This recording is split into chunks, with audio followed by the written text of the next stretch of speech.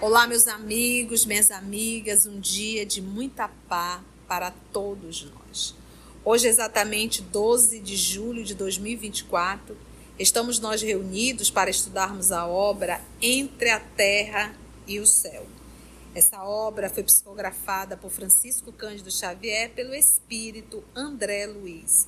E hoje nós iremos iniciar um novo capítulo, capítulo 11, titulado Novos Apontamentos.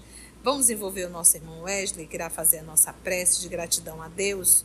E logo depois a nossa irmã Aramita irá fazer a recapitulação do nosso último estudo. Vamos orar? Querido Pai, muito obrigado por mais essa oportunidade de aprendizado, de estudo, reflexões. Peço, Senhor, auxílio para o entendimento deste estudo e principalmente força, determinação e boa vontade para aplicar os ensinamentos dele no nosso dia a dia, que não cometamos os mesmos erros que já cometemos há milhares de anos, que possamos nos fortalecer na fé viva, nos fortalecer nestes ensinamentos, que são riquíssimos, meu Pai. Agradecendo sempre a participação de todos que aqui estão presentes, o intuito e dedicação de levar esta obra para todos os lares, para quem nos acompanha. Muitíssimo obrigado, querido Pai, que assim seja.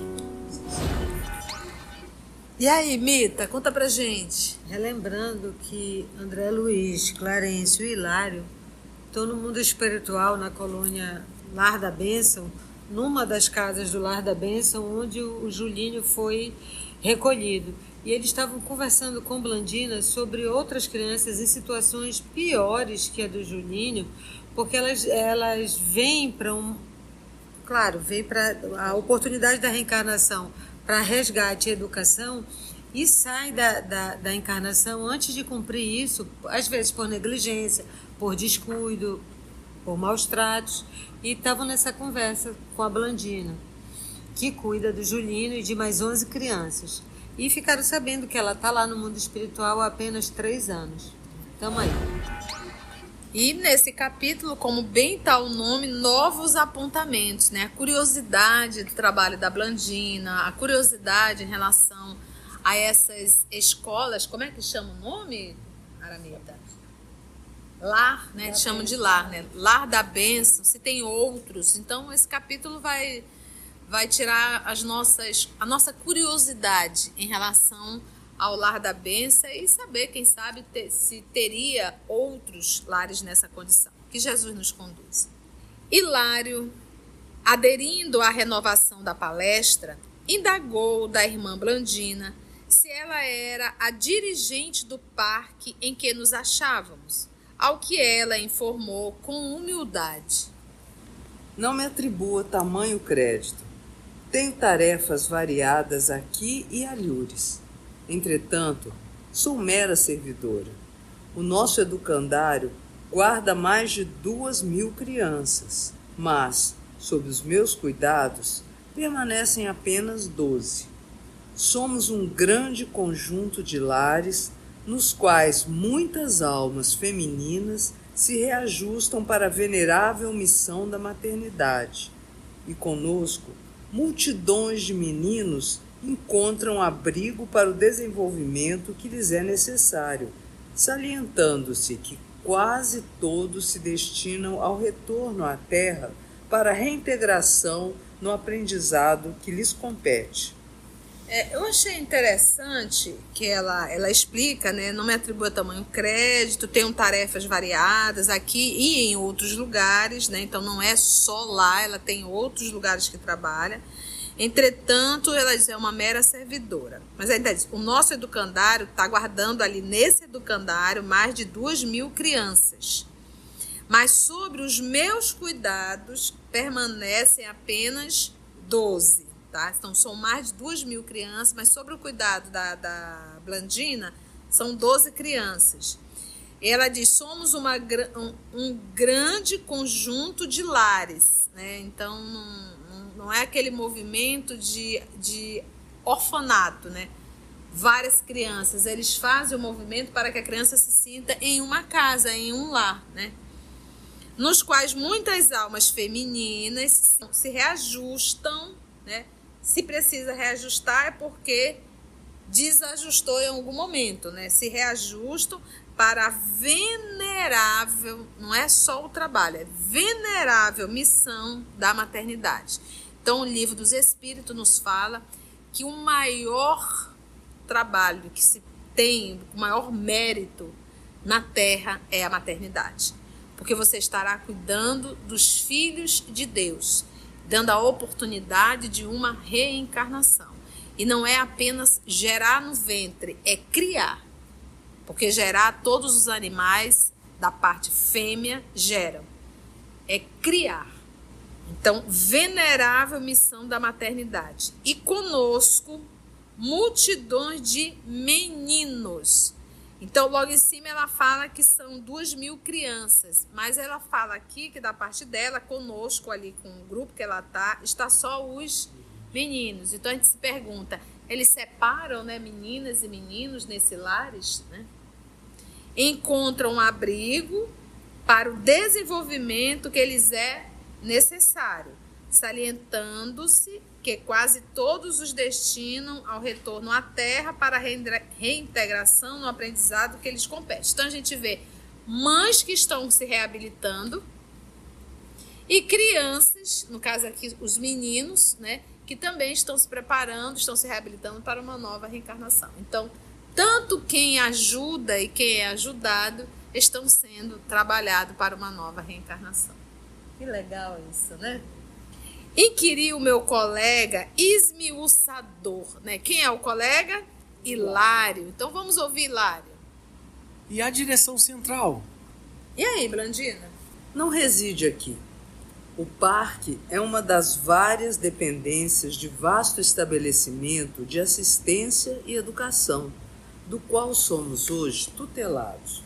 No fundo, nossa casa é uma larga escola, dotada com todos os recursos indispensáveis ao nosso aproveitamento. Os melhores processos de habilitação espiritual funcionam conosco em benefício dos que vão renascer na carne e dos que se dirigirão mais tarde às esferas superiores. Porque cada resposta dela a gente tem que dar uma esmiuçada, né? Então a direção central fica onde? Reside no mesmo parque? Não. Então existe uma direção central e isso, vamos dizer, é uma filial, né? Não é a matriz. O parque é uma das várias dependências de vasto estabelecimento de assistência e educação. Então imagina aí a imensidão disso. Do qual somos hoje tutelados, amparados.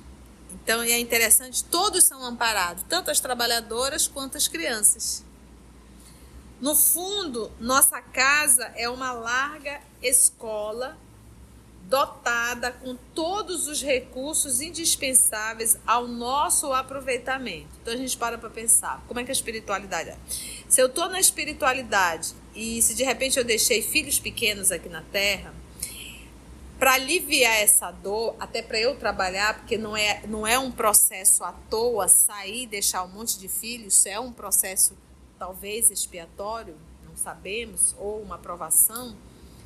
Mas é como que eu faço para aliviar essa dor? Eu vou cuidar de crianças.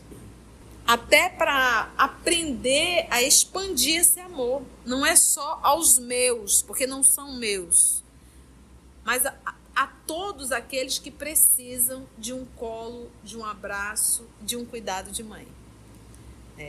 Então, a gente pode, por exemplo, vamos supor, minha mãe desencarnou. Sinto falta de um idoso, da idosa, daquele ser querido.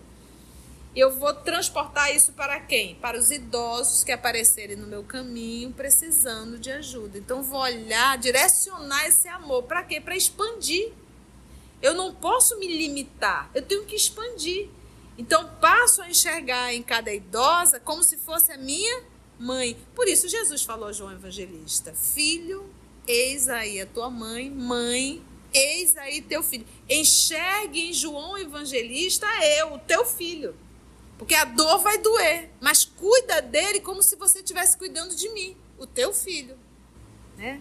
E a gente fazendo isso, é como se a pessoa voltasse, aquele sentimento te alimenta dentro de ti, isso te faz bem. Olhar para o idoso com o mesmo cuidado que você olhava para sua mãezinha. Olhar para um idoso da mesma forma que você olhava para o seu paizinho, que você está com saudade. Essa é a forma de cuidar dessa saudade, desse vazio que fica dentro da gente. Não é chorando e choramingando dentro de casa. É ir saindo, indo ao encontro e acarinhando, olhando, conversando e explicando. E assim a gente trata a dor que está aqui dentro.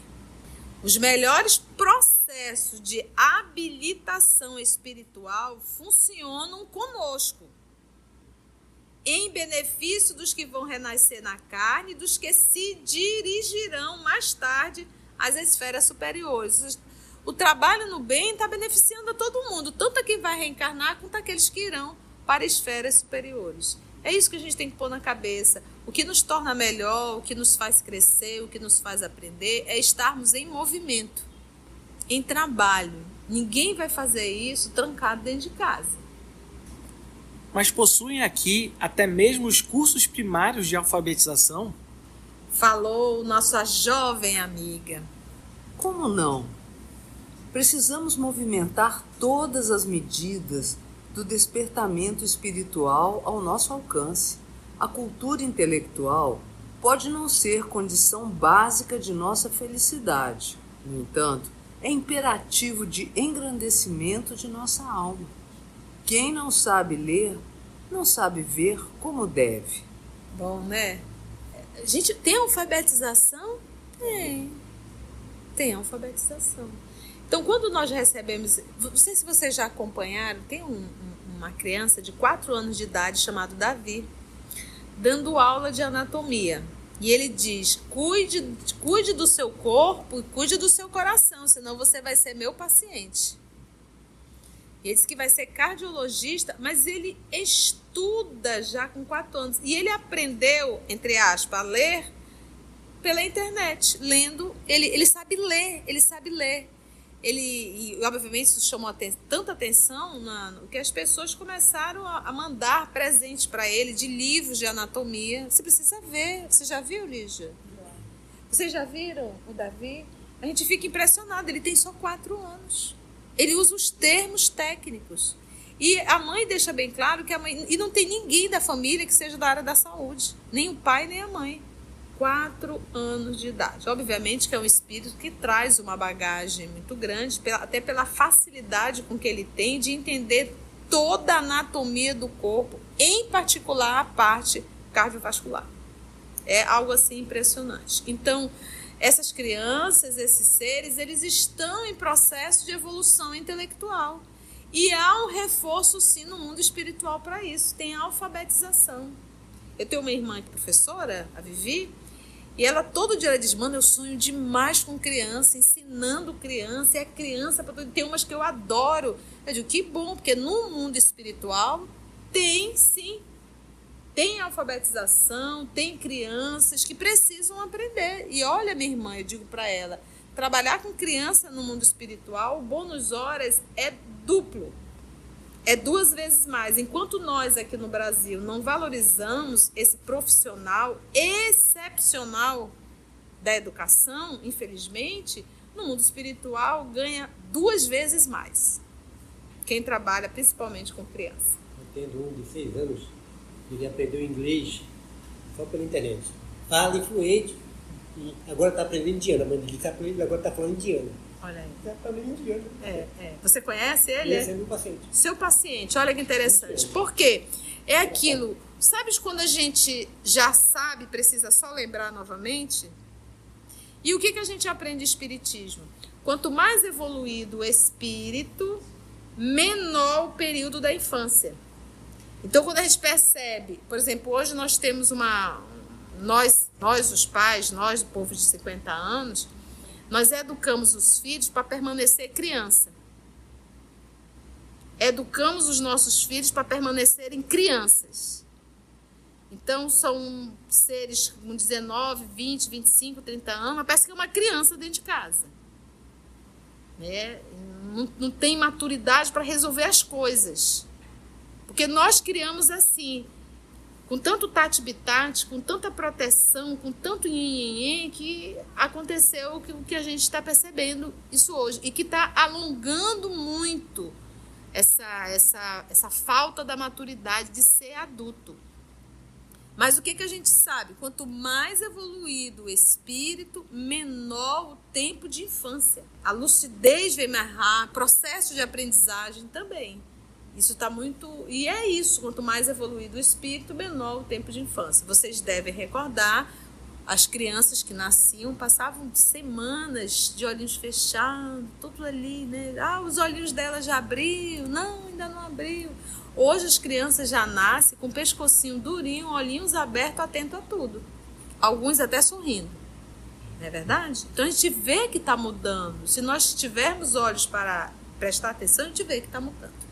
E sorrindo, acrescentou: a evolução, a competência, o aprimoramento e a sublimação resultam do trabalho incessante. Quanto mais se nos avulta o conhecimento, mais nos sentimos distanciados do repouso. A inércia opera a coagulação de nossas forças mentais nos planos mais baixos da vida. O serviço é a nossa bênção. Ninguém consegue evoluir, ninguém consegue competência, ninguém consegue se aprimorar se não for através do trabalho incessante. Não tem como. Quanto mais se nos avulta, quanto mais se nos eleva, quanto mais nos aumenta o conhecimento, mais nos sentimos distanciados do repouso. Quem é que gosta de repousar? Quem é que adora repouso? A gente precisa repousar, precisamos, mas existem pessoas que passam o dia inteiro em cima da cama. Se tiver quem pague água, luz, telefone, coloque gasolina no carro, internet, a pessoa não vai ficar lá em cima da cama. Agora, por que ela diz competência, aprimoramento, sublimação resulta do trabalho incessante? Aí ela diz algo muito importante: quanto mais se nos eleva, aumenta o conhecimento, mais nos sentimos distanciados do repouso. Por quê? Porque se eu passo a ter o conhecimento, se eu passo a ter conteúdo, consciência, eu começo a valorizar o tempo. Porque é um ato de extrema burrice. É burrice mesmo. Eu gosto de simplificar. Foi te dado um carrinho, foi te dado um supermercado e foi dito: você tem apenas 1 hora para pegar o que é essencial dentro desse supermercado. E você vai dormir. E quando o tempo bater, acabou. Então, se nós tivermos realmente consciência, a gente ia valorizar a cada segundo, a gente não ia perder tempo. Então, hoje nas minhas orações, eu juro para vocês, eu peço muito: Senhor, me ajuda a administrar e a valorizar o tesouro do tempo. Então, às vezes, quanto tempo nós perdemos falando besteira? Quanto tempo nós perdemos sem fazer nada? Quanto tempo nós perdemos em rede social? Quanto tempo nós perdemos, como eu disse, maratonando? O pessoal entra a madrugada dentro, no dia seguinte está péssimo. Romancezinho, chocolatezinho.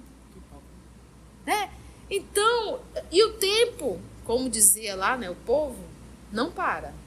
Então, quanto mais a gente tem conhecimento, mais a gente tem consciência da importância do tempo que é ofertado, porque o tempo é um tesouro que Deus nos dá. E que, se não soubermos aproveitar, iremos derramar rios de lágrimas. Sabemos que a reencarnação na Terra está ficando cada vez mais difícil. E o que a gente tem feito? Então, se nós realmente temos esse conhecimento, como ela fala aqui, quanto mais se nos eleva o conhecimento, mais nos sentimos distanciados do repouso. Outro ponto: quanto mais evoluído o espírito, a gente já aprendeu isso com André Luiz, menos repouso. Lembra das obras de todas as obras de André Luiz que nós já lemos aqui? Os responsáveis, os maiores, são aqueles que até no dia da folga eles vão trabalhar. A inércia opera, achei fantástico isso, a coagulação. Coagular flui ou estanca? A coagulação de nossas forças mentais. Estanca as nossas forças mentais. Detalhe, estanca onde? Nos planos mais baixos da vida. O serviço é a nossa bênção. E resumindo aqui, que a gente não pode resumir, eu acho essa palavra pretensiosa demais, mas nós poderíamos dizer assim: cabeça vazia. Lembra do dito? Nesse instante, com referências tão sublimes ao trabalho, voltamos-nos instintivamente para a devotada Mariana, que se mantinha silenciosa ao nosso lado.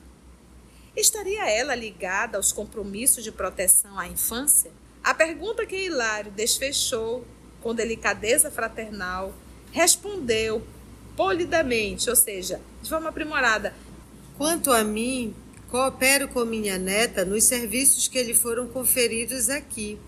Entretanto, a minha tarefa pessoal mais importante se verifica num templo católico, a que me vinculei profundamente quando de minha última reencarnação. Pronto. Aí tem templo católico no mundo espiritual. Olha que interessante. Aquela afirmativa excitava-nos a curiosidade. A alusão, ou seja, a referência a um templo católico, aí entre aspas, denunciava filiação sectária, ou seja, que tem partido, né, tem seguidores no mundo espiritual, né, faz parte de uma religião específica. Mariana efetivamente emudecera, enquanto Blandina se confiara a precioso extravasamento de suas elevadas emoções. Estariam ali espiritualmente divorciadas uma da outra? O que será que ele quer dizer com isso? O que será que está rolando? Entendeu? Se tem um partido, se tem uma religião, será que ambas são da mesma religião? Blandina não falou nada. E vê a Mariana agora e fala, né? E se cala. A venerável irmã, que mostrava o halo de simpatia das mulheres admiráveis quando alcançam a madureza. Ai, que elegante isso, né, gente? Sorriu, benevolente, e acentuou: não estranhem. Partilho com Blandina o estudo das leis divinas para renovar-me em espírito com vistas ao grande futuro. Mas o amor que ainda trago por velhos companheiros de luta humana constrange-me a larga demora em serviços de cooperação na antiga casa de fé religiosa a que me afeiçoei. Então não é que exista um templo católico no mundo espiritual. Ela está vinculada ao templo católico que ela serviu aqui na Terra, encarnada, na última reencarnação dela. Um apego total, entendeu? Então, né, adquirido, Ponderou o ministro sensato. Aliás, o auxílio divino é como o sol, irradiando-se para todos. As instituições e as almas que se voltam para o Pai Celestial recebem o suprimento de recursos de que necessitam, segundo as possibilidades de recepção que demonstrem. É tão interessante nessa fala. Qual é o nome do nosso benfeitor? Clarencio, nosso Clarencio fala. A misericórdia divina, ela vai atropelando? Não faz isso. Olha a amorosidade divina. Então a gente vê o apego dela muito grande, né? A forma, o jeito. Então, não, você vai continuar trabalhando lá, vai fazer, né? Continua o seu movimento. O auxílio divino é como o sol irradiando-se para todos. O sol, ele tem assim, não, eu quero só dar o sol para o Amazonas, apesar de que eu acho que o sol ele gosta demais do Amazonas, ele tem uma preferência, não é verdade? Ele fica bem pertinho da gente, né? Mas ele não tem, o sol está para todos, e obviamente para o Amazonas mais ainda, né? Diz como é o cantinho do Brasil, né? lá na pontinha, eu vou dar uma atenção maior. Não existe isso, o sol está para todos. E ele diz, irradiando-se para todos. As instituições e as almas que se voltam para o Pai Celestial, porque nem todas as instituições se voltam para o Pai Celestial. E se voltar para o Pai Celestial não é uma questão de palavras, é uma questão de atitudes. Recebem o suprimento de recursos de que necessitam, segundo as possibilidades de recepção que demonstre. Ou seja, o pai vai falar a língua que o filho entende. Interessados, porém, nos apontamentos que surgiam, cada vez mais valiosos, Hilário indagou. Cenas do próximo capítulo. Adoraríamos poder estudar, mas aqui em Manaus já são exatamente 21 horas e 2 minutos. Devemos parar o estudo hoje. Foi bom, gente? Muito gostoso, né? Muitas lições. Com a graça de Deus, finalizamos mais um dia de gravação, porque nós temos uma alegria enorme, enorme em poder compartilhar com todos vocês que acompanham através do canal. Algum comentário, irmãos? Tudo ok? Se você chegou até aqui o final, deixa seu comentário. É muito importante a gente poder ler o teu comentário. Não esqueça de curtir para que possa divulgar a página. Dá o seu like, né? E, se possível, faça a sua inscrição no nosso canal e toca o sininho. Porque quando você toca o sininho, o YouTube avisa para você quando o EOS publicar um novo estudo. Então, receba um grande abraço da família EOS Manaus.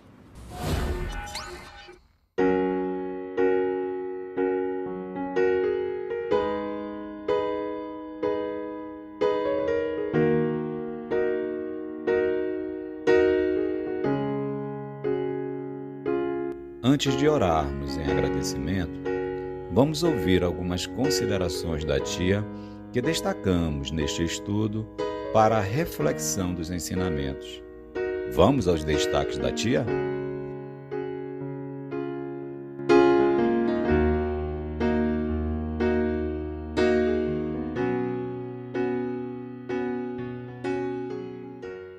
Então, o Livro dos Espíritos nos fala que o maior trabalho que se tem, o maior mérito na Terra é a maternidade. Porque você estará cuidando dos filhos de Deus, dando a oportunidade de uma reencarnação. E não é apenas gerar no ventre, é criar. Porque gerar, todos os animais da parte fêmea geram, é criar. Para aliviar essa dor, até para eu trabalhar, porque não é um processo à toa, sair e deixar um monte de filhos, isso é um processo talvez expiatório, não sabemos, ou uma provação. Mas é como que eu faço para aliviar essa dor? Eu vou cuidar de crianças. Até para aprender a expandir esse amor. Não é só aos meus, porque não são meus, mas a todos aqueles que precisam de um colo, de um abraço, de um cuidado de mãe. É isso que a gente tem que pôr na cabeça. O que nos torna melhor, o que nos faz crescer, o que nos faz aprender, é estarmos em movimento, em trabalho. Ninguém vai fazer isso trancado dentro de casa. Então, quanto mais a gente tem conhecimento, mais a gente tem consciência da importância do tempo que é ofertado, porque o tempo é um tesouro que Deus nos dá e que, se não soubermos aproveitar, iremos derramar rios de lágrimas.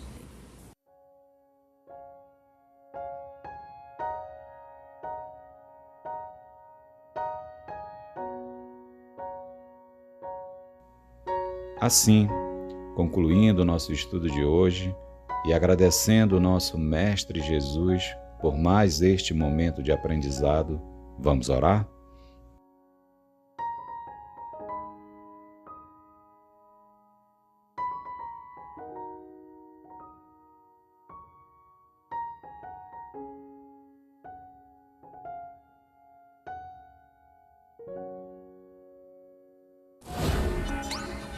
E vamos envolver a nossa Narumi para fazer a nossa prece de gratidão. Tudo ok? Então vamos orar? Vamos agradecer a Jesus por mais uma oportunidade que nos foi dada, mais uma semana concluída, né?